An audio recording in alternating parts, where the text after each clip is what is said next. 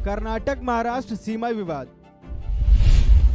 महाराष्ट्र विधानसभा में प्रस्ताव पास, तो अब हंगामे पर लगेगा ब्रेक।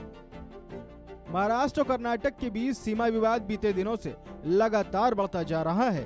कर्नाटक के मुख्यमंत्री बसवराज बोम्मई अक्सर बयान देते रहते हैं कि कर्नाटक की 1 इंच भी जमीन नहीं देंगे, लिहाजा वहां से हिंसा की तस्वीरें भी सामने आई थी। फिलहाल मामला सुप्रीम कोर्ट में चल रहा है। सीमा विवाद को लेकर कर्नाटक विधानसभा में प्रस्ताव पारित किया गया था, जिसके बाद महाराष्ट्र की शिंदे सरकार ने भी सीमा विवाद को लेकर विधानसभा में प्रस्ताव पेश किया, जिसे सर्वसम्मति से पारित कर दिया गया। प्रस्ताव में कहा गया कि कर्नाटक में 865 मराठी भाषी गांव हैं और इन गांवों का हर इंच महाराष्ट्र में लाया जाएगा।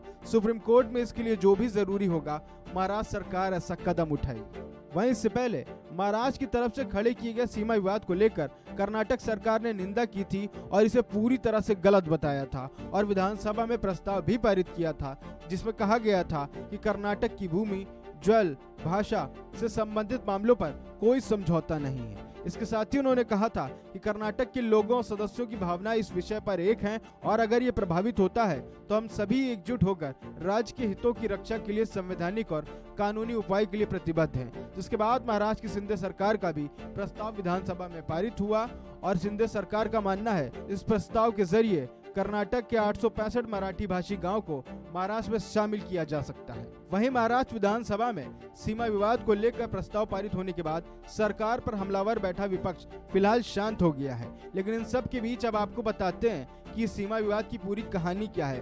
दरअसल अगर मौजूदा समय की बात करें तो बेलगावी कर्नाटक का एक जिला है, लेकिन 1947 में पूर्व बॉम्बे प्रेसिडेंसी का बेलगावी जिला बॉम्बे राज्य का हिस्सा बन गया था, जिसके बाद 1956 में राज्य पुनर्गठन अधिनियम ने बेलगावी जिले को नए राज्य मैसूर में शामिल कर दिया गया था, जो अब कर्नाटक के नाम से जाना जाता है।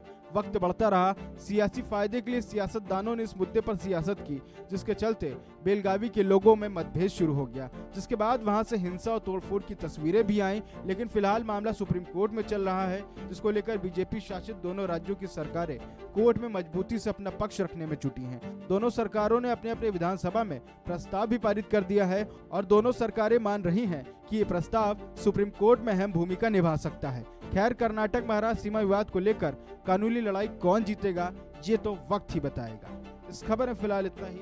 बाकी खबरों के लिए आप बने रहिए वन इंडिया हिंदी के साथ।